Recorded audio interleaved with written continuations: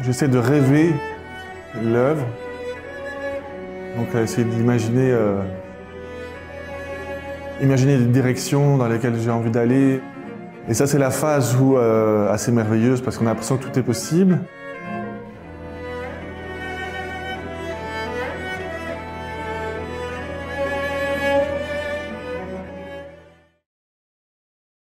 Cette histoire de Madame Bovary n'a jamais été à la base d'un opéra. C'était tellement un sommet dans la littérature et c'est tellement aussi ancré dans l'inconscient collectif.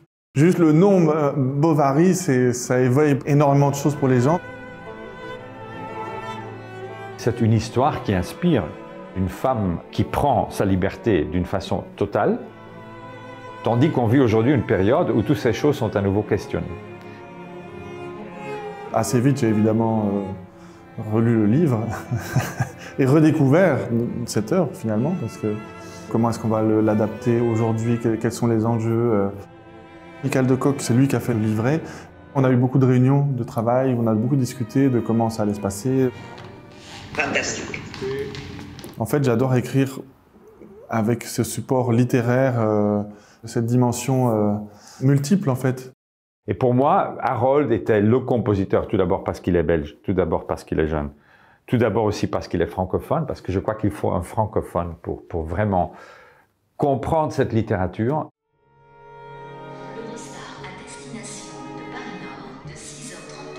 Et donc, ce jeu entre le fait comment il va approcher cette période, comment il va écrire sa musique pour parler cette langue, en même temps étant très moderne, ça je trouve fascinant.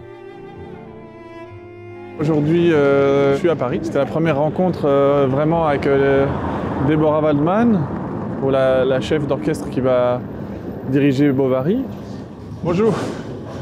Bonjour. Ça va? Vous allez bien? Oui, et vous? Ils sont... Ouais.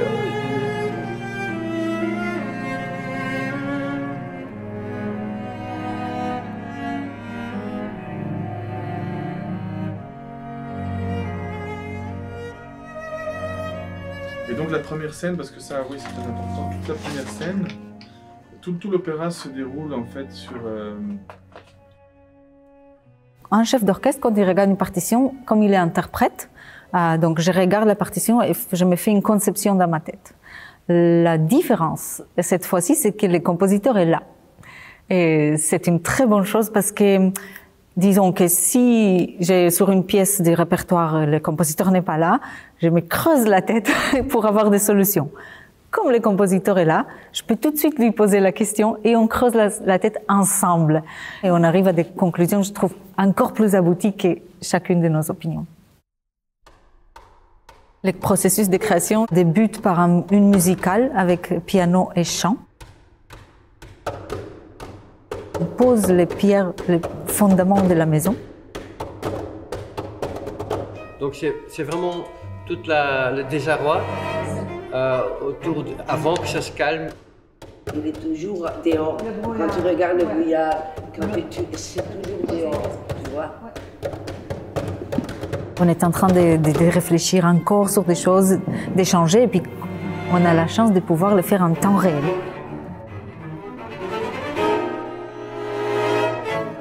Première lecture d'orchestre. On commence à sentir un peu les couleurs qui arrivent, les ambiances, les timbres utilisés. Et puis il y a les italiennes où les chanteurs arrivent. Là, il y a le texte, il y a souvent les parties principales, mélodiques, etc. Et là, on commence vraiment à sentir ce que ça va réellement devenir.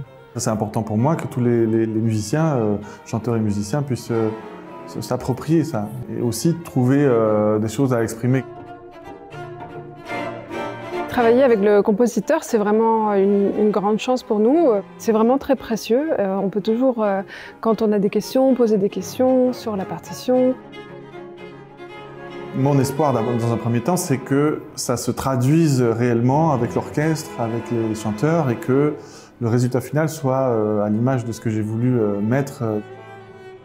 C'est un opéra qui, pour moi, n'a pas l'air d'être lourd, dramatique, difficile, sombre. Je trouve que même quand il y a ces moments un peu sombres, ça reste dans la légèreté, dans quelque chose d'aérien. C'est quelque chose qui existe dans l'air. C'est vraiment des petites clochettes, des harmonies presque nuageuses, mais à la fois, j'ai jamais entendu les choses comme ça. C'est hyper, hyper beau. Je profite et je suis hyper reconnaissant de tout ce qui m'arrive et je vis ça un peu au jour le jour.